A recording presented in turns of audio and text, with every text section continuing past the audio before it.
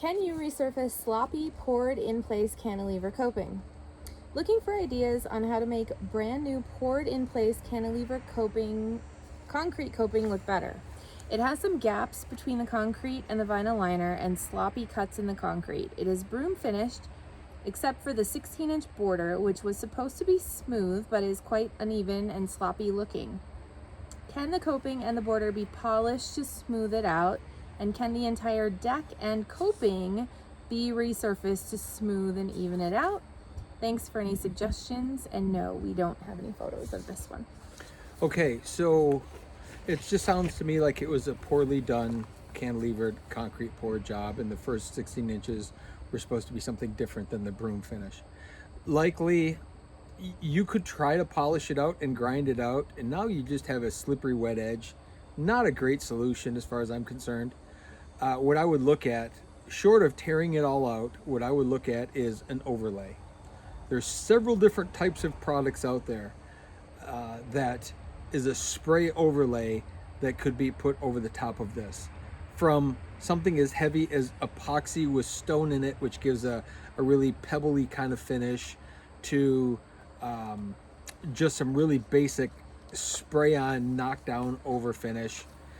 If it's something that you wanted to do yourself, potentially if you used a sand and cement mix with lots of an acrylic additive or a concrete adhesive, you could kind of replaster the whole pool coping and the edge to get a look that you want, and then acid stain it, or you could put the color into that. So you do have some options. It's just that none of them are really great and simple options. Even that replastering, if you wanted to put an overlayment over the front edge yourself, it could certainly be done, but it's going to take some creativity and some time.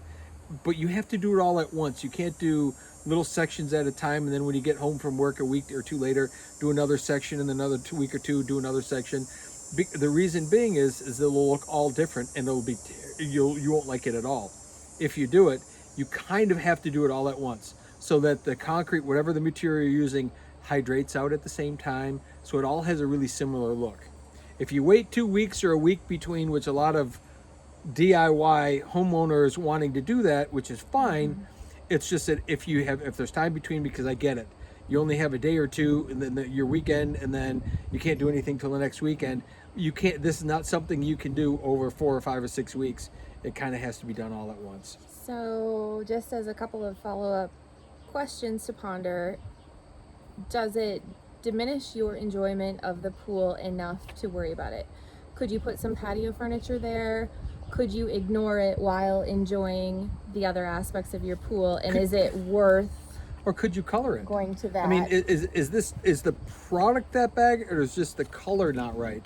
Because there are acid stains that could just be colored over, that you could do the border around the pool a different color than the rest of the broom finish.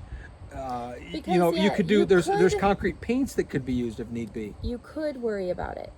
And you as the homeowner likely notice imperfections, especially if something didn't match maybe exactly any your expectation you had for it. Look at it from the perspective of somebody else coming to enjoy your pool, or from a child that is just so excited that you have a pool to swim in.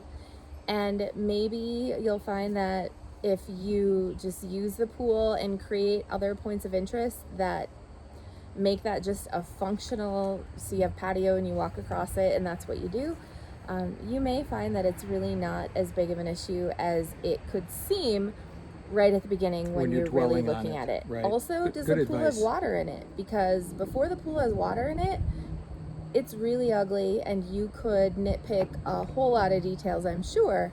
Once you get water in it and you start using it, a lot of that is just really irrelevant. So just kind of feel your way through a few of those questions too, and it may not be nearly as bad as you might think. Good advice.